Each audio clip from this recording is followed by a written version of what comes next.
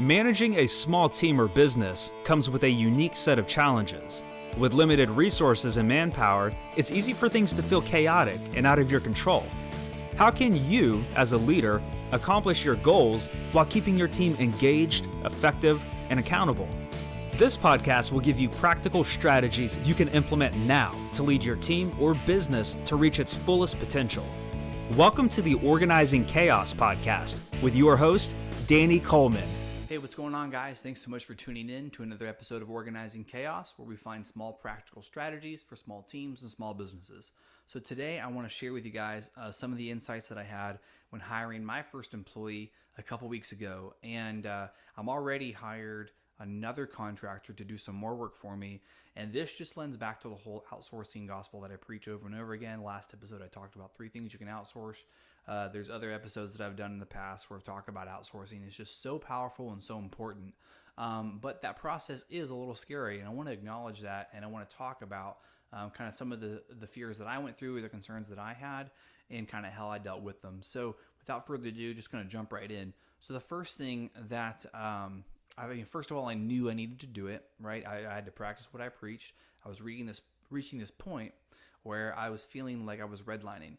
And I don't know how familiar you are with that term, but I felt like I was kind of just maxing out every day as far as what I was capable of getting done. And I wasn't taking like breaks.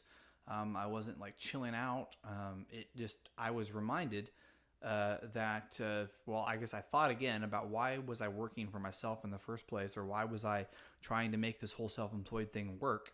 And I remembered it was like, oh, well, it's because I want to be able to live life kind of like more on my terms. You know, I want to be able to work from my hammock if I want to, or my office, or from, downtown Columbia or something like that, or wherever, And my time was so packed, I really wasn't being able to do much of that. So I was like, all right, I got to do it. Got to go ahead and hire somebody. And it was scary.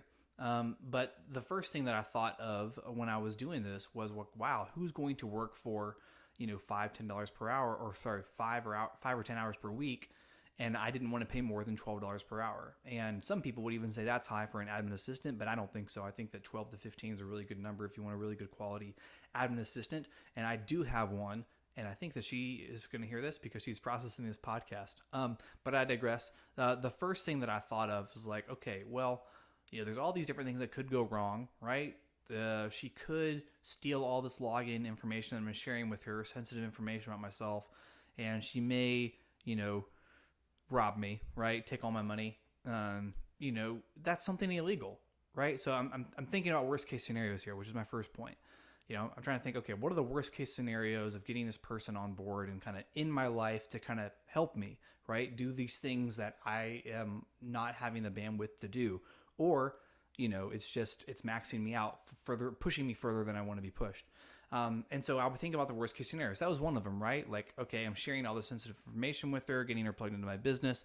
What if she steals this money from me? Or what if I'm trusting her to do something and she just doesn't do it? So the whole money thing, that comes up a lot. And when I talk to people about like, how to save themselves some time, I have clients or people who I'm friends with or whatever, they keep, themselves going, they go to the bank every day because, they're afraid that if they give the cash bag to somebody, that person's just going to run off and leave them high and dry, or, just things like that. And I'll just say that's a crime, So when you think about this, what's the worst case scenario and they do something like that? Well, that's a crime. You have to consider, like, is this person who I'm hiring going to commit a crime against me? That's a big deal. So usually they don't. Usually people don't commit crimes against you. But I will say that if you're worried about it, have a good hiring process. You'll feel better about who you hire. But that's another episode. But yeah, so that's one of the things. I kept trying to just think of the worst case scenarios for when I got this person on board. What are some of the worst things that would happen? And nothing was really a deal breaker. Like I said, that would have been pretty awful. But I was like, I don't think someone's going to commit a crime against me. And everything else wasn't necessarily a criminal offense, but maybe something embarrassing, like bad communication between me and my assistant. And I tell my assistant to like schedule someone on my calendar, and that ends up not working out because I had something else, scheduled or something like that. Administrative assistant functions obviously are really kind of miscellaneous type functions. So I don't know if you have an administrative assistant or you're thinking about hiring one, what all you may be asking them to do. But I'll just say this, think of the worst case scenarios that you can think of and think about whether or not your business would survive if that happened. And I guarantee you that 99% of the stuff that you dream up, your business would survive even if it happened. You would find a way to keep on rolling because you're an entrepreneur and that's what you do. So anyways, moving on to point number 2, making a decision by a due date. So that's another thing too. Having a due date, in all of this, I did kind of keep wanting to kick the can down the road. I thought like, well, maybe I need to, revise my job ad, or maybe I need to post it in a different category on Craigslist, or maybe I need to put it out to more job boards, or maybe I wrote the ad too long. And I kept thinking of these things. But ultimately I had a deadline in mind, and I knew I had to make a decision by that deadline. And to encourage myself to make that decision by the deadline, I would tell everyone who applied for the job, I'll have a decision made by this deadline. So that way a lot of people were expecting to hear back from me by a certain, day and time. So kind of fast forwarding to the end of the whole process, I said I was going to make the decision on a Friday, and I think I took the weekend to think about it, and I made it on a Monday. But ultimately set that deadline, and so no matter what happens, just commit to meeting it. Nothing makes humans take action like a deadline, and it's no different when you're with yourself. So when you're hiring for your first position or your first person, I recommend setting a due date it's a non-negotiable for you. Give yourself as much time as you feel like you might need, but stick to that due date. So that way you take the action and you change something in your life. And again, it might not be perfect when you first do it, but when you change something, new stuff comes to light, and you'll get it figured out, and things get better. And I can already tell you that it's been the case for me, despite my fears about the worst case scenario, and even the pressure that it took on me to make sure I hit that deadline. So last but not least is know why they're working for you. This is something that's going to give you a lot more confidence when you're hiring someone. And again, I have a whole episode I've talked before about hiring processes, and that's really a precursor to all this. This is really just, this episode is to kind of talk about some of the concerns that were in my head that I think might be in other people's heads, to try to address some of those. So again, if you're looking for a hiring process, I do have an episode about that, and just look in I don't remember what episode it is offhand, but I say something to the effect of hiring process in the title.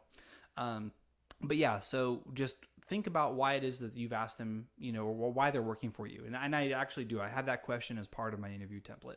So whenever I am hiring someone, I do know what it is about the job ad that stuck out to them, or what made them want to reach out to me.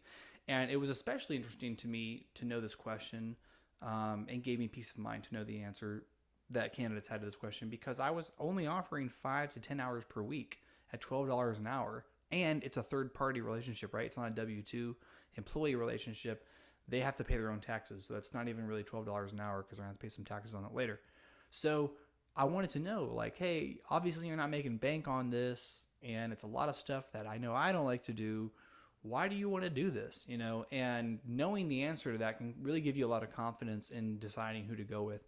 And ultimately, I got a lot of good, all the questions, or all the answers that I got from that were decent, but the best one that I got, and the person who I ended up hiring, spoke to the fact that I did mention in my ad, this was an opportunity to grow into something bigger. And she really liked that. She really liked the idea of an opportunity to grow into something bigger, and liked the way that I described culture, which of course my business's culture is just me. Of course now, she's part of it too. And I just hired another person. And so the culture is starting to take shape, but I talked about what I wanted my culture to look like, and that helped too. So all of that kind of allowed me to have more peace of mind, knowing that I was hiring somebody who not only cared about the opportunity, but also was interested in the culture that I described and wanted to be a contributing member to that. And those things give you that peace, like I said, that peace of mind to know, like, okay, so that's why this person's working for almost nothing. It's because they believe in me, or they believe in the long-term goal that I'm trying, or the long-term, business that I'm trying to build here. So anyways, hopefully those gave you some consolation, or resonated with you in some way or another.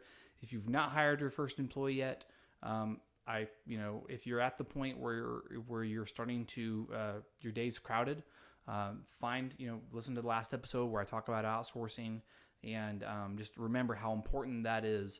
And typically I found in my experience that administrative assistants are the first person that a new entrepreneur ends up hiring, because really what happens is you just have a lot of, miscellaneous stuff that needs done. And if you have any kind of questions about how to hire, I'd be happy to answer them for you. I actually have a template I call a position agreement. It helps you fill it out. You can fill out this position agreement. It helps you kind of articulate what you're looking for in a position.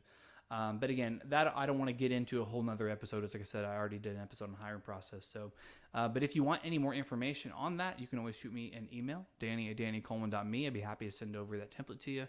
And then any kind of questions or topics that you would like to hear covered, I would like to hear those as well. So shoot me an email. Follow me on Instagram and Twitter. Get to know each other better. I am Danny Coleman. And if you have any kind of reviews that you'd like to leave, 5 stars are preferred, but I'll take any star because I want that honest feedback. Leave me a review on podcast or on your whatever podcast player you're listening to, like iTunes or Stitcher. That really helps me get my message out there. And again, thanks so much for tuning in, guys. I really appreciate you all and hope you have an awesome rest of your day. See ya. Want more?